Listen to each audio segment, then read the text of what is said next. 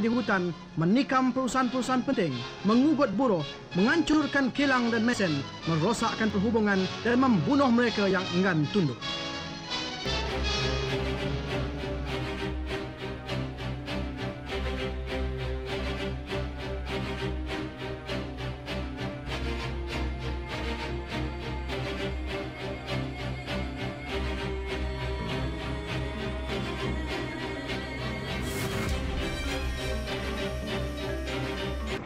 Ibu pertiwi kita, Malaysia telah mencapai kemerdekaan sejak tahun 1957. Kecemerlangan ini telah membawa keharmonian kepada rakyat Malaysia selama 63 tahun dan akan diteruskan selama-lamanya. Zaman darurat 1948 hingga 1960 merupakan satu titik hitam dalam sejarah tanah Melayu kerana berlakunya peperangan dahsyat yang membawa penderitaan kepada rakyat. Masyarakat harus sedar akan betapa mustahaknya untuk menjaga tanah air yang tercinta ini dengan aman dan damai.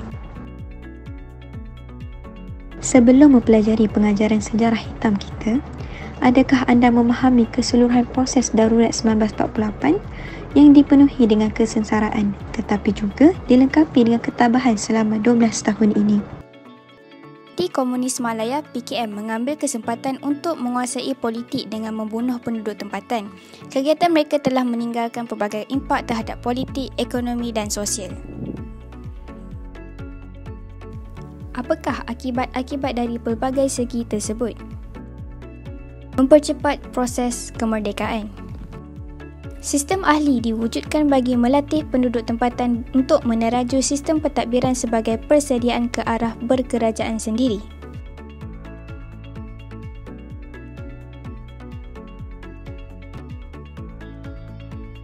Syarat kerakyatan dilonggar untuk memenangi hati masyarakat Cina. Parti Perikatan yang terdiri daripada pelbagai kaum berjaya memenangi pilihan raya umum Persekutuan Tanah Melayu 1955. Melalui perpaduan kaum dan pemberian kemerdekaan, PKM tidak mempunyai alasan lagi untuk meneruskan perjuangan mereka.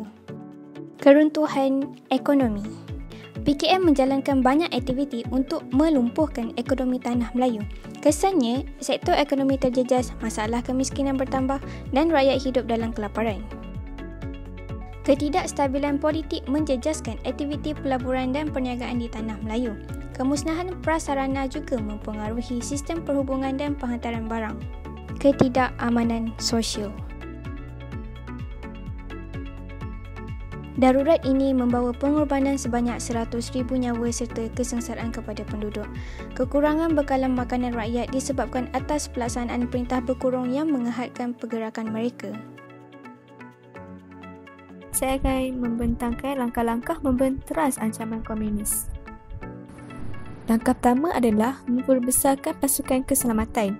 Pasukan polis dan askar telah diperbesarkan untuk memerangi tentera komunis. Langkah kedua adalah menubuhkan pasukan Home Guard. Langkah ini adalah untuk membantu pasukan polis dan tentera untuk menjaga keselamatan. Beribu-ribu penduduk telah menyahut seruan kerajaan dalam menyertai pasukan Home Guard ini. Langkah yang seterusnya adalah mengadakan kempen menentang komunis. Kempen besar-besaran telah dilakukan seperti kempen Bulan Penduduk Tanah Melayu menentang komunis.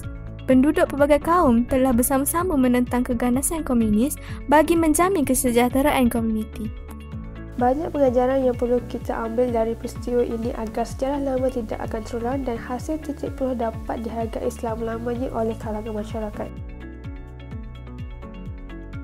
Yang pertama, kita hendak memiliki sifat bertenang dan berupaya menilai sesuatu perkara secara rasional.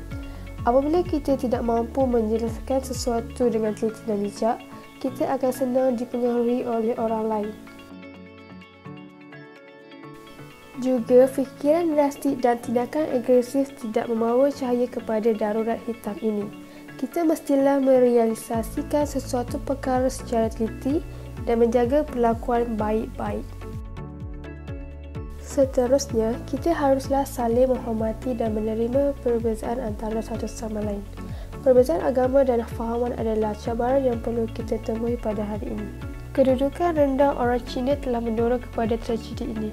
Pihak British telah mendirikan kaum baru untuk membanteras keganasan PKM dan melemahkan penentangan penjajahan. Namun, keadaan ini tidak melontarkan semangat perpaduan diikuti demi mempertahankan keharmonian dan keamanan negara. Maka, kita perlu memahami adat istiadat dan menghormati adab lesam agama-agama lain.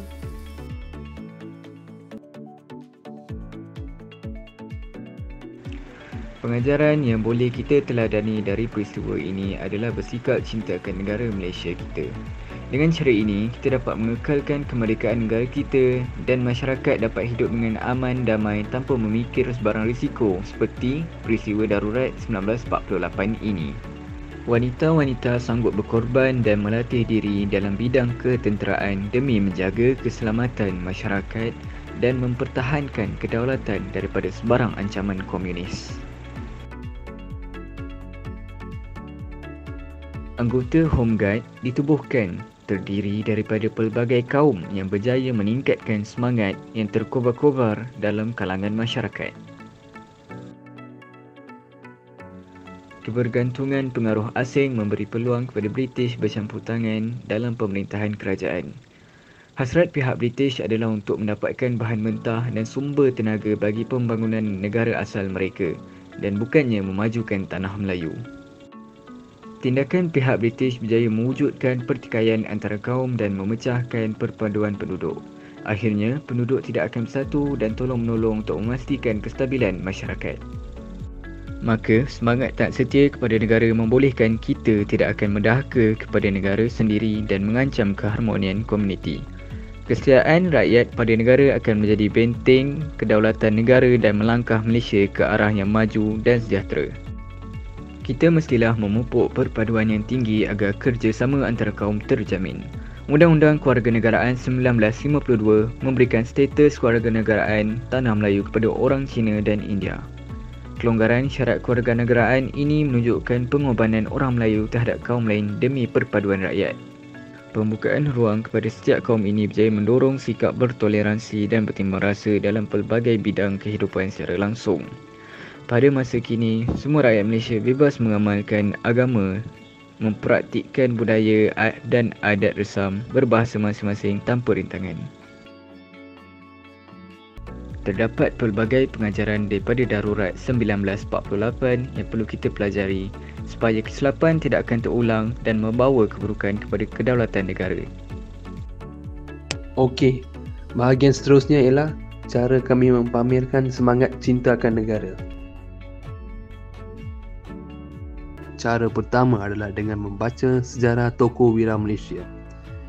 Ia dapat memberi pengajaran dan kesedaran daripada setiap peristiwa bersejarah. Hal ini juga membuka mata kami sebagai generasi muda untuk sentiasa bersyukur dan menghargai jasa para pejuang negara. Cara yang seterusnya adalah dengan melengkapkan diri dengan mempelajari adat resam pelbagai kaum. Kita harus memahami sesuatu kebudayaan secara mendalam dan tidak menyentuh pantang larang terhadap sesuatu keagamaan. Perkara ini dapat menjamin kesatuan dalam kalangan masyarakat.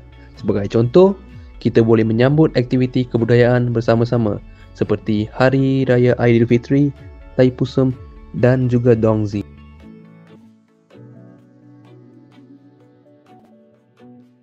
Selain itu, kita juga boleh menyambut Hari Kemerdekaan.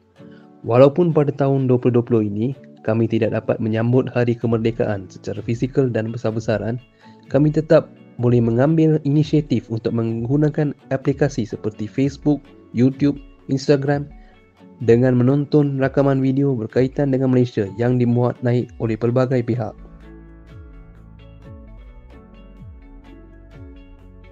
Pada masa yang sama, aktiviti menyambut Hari Kemerdekaan boleh diadakan di peringkat sekolah. Hal ini demikian kerana ia memainkan peranan penting dalam menanam biji patriotism dalam sanubari generasi muda sejak kecil.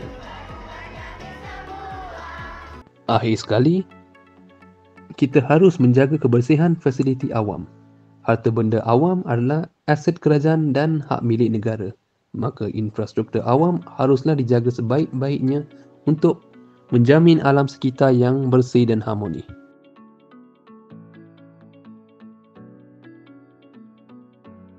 konklusinya, gerakan intensif Parti Komunis Malaya berjaya dihapuskan dengan sepenuhnya.